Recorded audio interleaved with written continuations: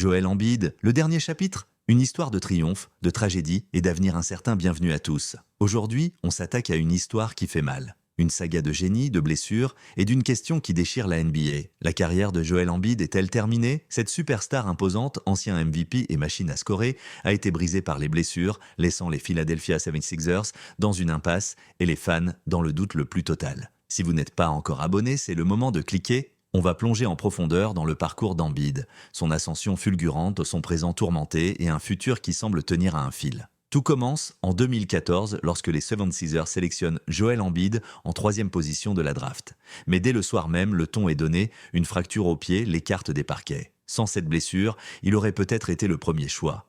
Mais c'était en réalité le début d'un cauchemar qui allait se répéter. Embiid rate toute sa première saison, puis sa deuxième, 2 ans sans disputer la moindre minute NBA. Quand enfin, en 2016 contre OKC, il foule le parquet, c'est un choc. 20 points inscrits, un tir extérieur improbable pour un pivot de 2,16 m et 127 kg et une fluidité incroyable. La hype est réelle, ce joueur allait révolutionner le jeu. Mais son corps, celui-là même qui faisait de lui un phénomène, allait le trahir encore et encore. Les chiffres parlent d'eux-mêmes. En 9 saisons, Embiid a disputé 437 matchs, mais en a manqué 455.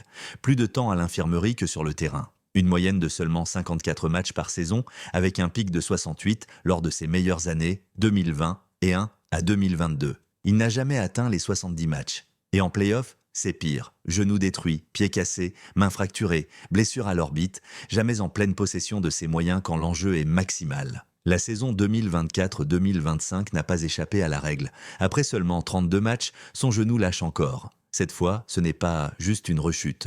ESPN évoque un problème chronique au ménisque, peut-être lié à un désalignement structurel du genou. Les médecins parlent d'une nouvelle opération du ménisque, voire d'une ostéotomie, une intervention lourde qui consiste à briser un os pour réaligner l'articulation. La rééducation, jusqu'à 2 ans, les Sixers l'ont déjà écarté pour toute la saison. Pire, d'après Bleacher Report, août 2025, il n'a toujours pas de date de retour. Certains craignent même la fin de sa carrière. L'histoire d'Embiid rappelle un autre géant, Greg Oden. Premier choix de la draft 2007, monstre physique mais trahi par ses genoux. Résultat, 105 matchs joués en 7 ans, retraite à 26 ans. Les similitudes avec Embiid font froid dans le dos. Certes, Joel a fait mieux, un MVP, 2 titres de meilleur scoreur, mais à 31 ans, 16 mars 2025, son corps l'abandonne. S'il ne revient pas, il risque de rejoindre ce club tragique des géants qui ont brillé trop fort, trop vite. Et puis, il y a son contrat qui étouffe les Sixers. En 2021, il signe un supermax, 4 ans, 213 millions, 47 millions cette saison, 50 la prochaine, 54 ensuite,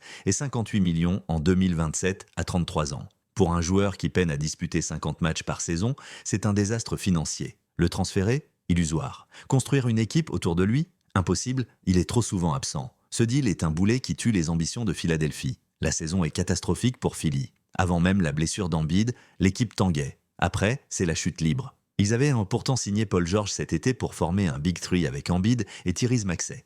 Mais à 34 ans, George est l'ombre de lui-même. Plus concentré sur son podcast que sur le terrain, ses stats chutent, son impact disparaît, mais son salaire reste astronomique. 45 millions cette saison, bientôt 50 par an, jusqu'en 2028. Un non-sens. Seul Tyrese Maxey, 24 ans, sauve un peu les apparences. Infatigable, talent brut, il porte l'équipe, mais il ne peut pas compenser à lui seul l'absence d'Embiid et le déclin de George. Les Sixers sont coincés. Plus de marge salariale, pas d'option de trade, le process s'effondre sous nos yeux. L'été 2024 a ajouté de l'huile sur le feu. Malgré son corps meurtri, Embiid a choisi de jouer avec Team USA au JO de Paris. Pourquoi? Pourquoi risquer son genou déjà fragile pour plus de matchs? Certes, il a gagné l'or avec LeBron et Durant. Mais à quel prix? Les Sixers avaient tout misé sur lui et il a pris ce risque inutile. Beaucoup de fans estiment que cette décision a aggravé sa blessure actuelle. Même diminué, Embiid restait un monstre. 24 points, 8 rebonds et 4 passes en 32 matchs cette saison. Et souvenez-vous, lors de son année MVP, il tournait à 35 points par match.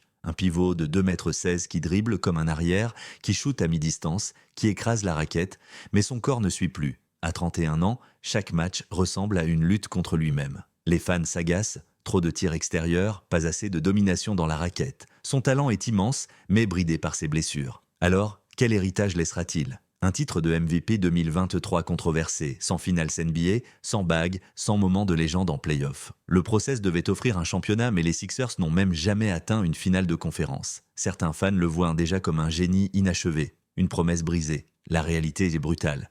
Joel Embiid ne sera peut-être plus jamais le même. 455 matchs manqués. Un contrat qui plombe Philadelphie. Une équipe coincée avec un Paul George surpayé et un Maxey surmené. Cette blessure au genou, cette usure chronique, pourrait bien signer la fin d'une carrière qui promettait tout, mais pourrait n'apporter que des regrets. Alors je vous pose la question, a-t-on déjà vu le dernier grand match de Joel Embiid? Peut-il revenir ou est-ce vraiment la fin? Dites-le moi en commentaire, lâchez un like, abonnez-vous et on se retrouve très vite pour une nouvelle histoire NBA.